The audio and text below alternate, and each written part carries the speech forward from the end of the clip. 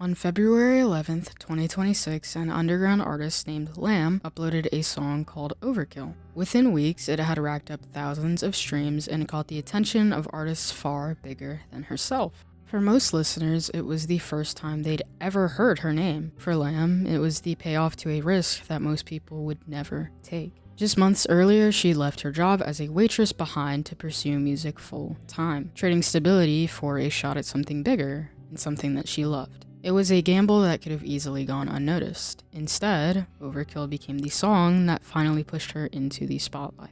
What makes Lamb's rise interesting isn't necessarily how quickly it happened. If you've spent enough time online, you've probably seen a similar story before. An artist uploads a song, a small community begins sharing it, and suddenly a name that was previously unknown starts appearing everywhere. However, Lamb's appeal appears to extend beyond simple virality. Much of the discussion surrounding her work focuses on her distinct blend of influences. Her music combines elements of indie pop, Jersey club, hyperpop, and internet music culture, while maintaining a recognizable identity of its own. While many emerging artists draw heavily from existing trends, listeners often point to Lamb's ability to combine familiar sounds in ways that feel personal rather than derivative. Although relatively little public information exists about Lamb herself, online discussions suggest she had been releasing music long before Overkill gained traction. Rather than appearing overnight, her breakout seems to have been the result of years spent developing her sound and building an audience. Following the success of Overkill, attention from larger artists and creators helped introduce her music to even wider audiences. This exposure sparked increased discussion around both her music and her artistic identity. Beyond the music itself, Lamb has also become known for her visual presentation. Her clothing, artwork, and music videos often feature unconventional styling choices that help distinguish her from other artists operating in similar spaces.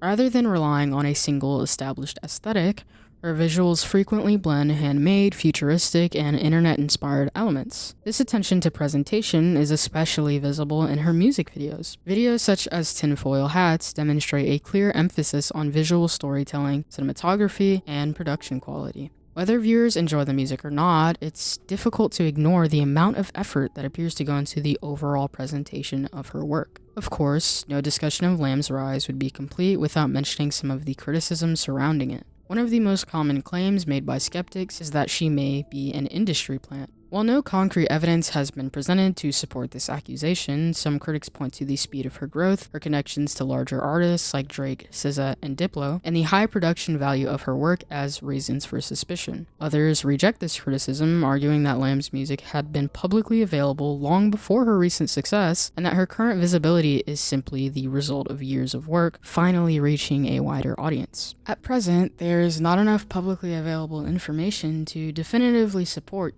either position. What can be said is that Lamb's audience continues to grow, her music continues to evolve, and her work continues to generate discussion, something many artists spend years attempting to achieve. As for Lamb's personal life, very little is publicly known.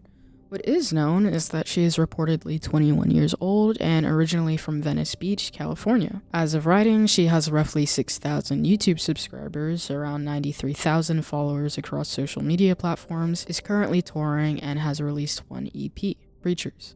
Much of her story remains undocumented, which has only added to the curiosity surrounding her recent rise. For now, listeners know far more about the music than they do about the person making it, a rarity in an era where artists often share every aspect of their lives online. Don't forget to like and subscribe if you enjoyed this video. Thank you for watching, and bye guys. Myself, yeah, just like Red Deep.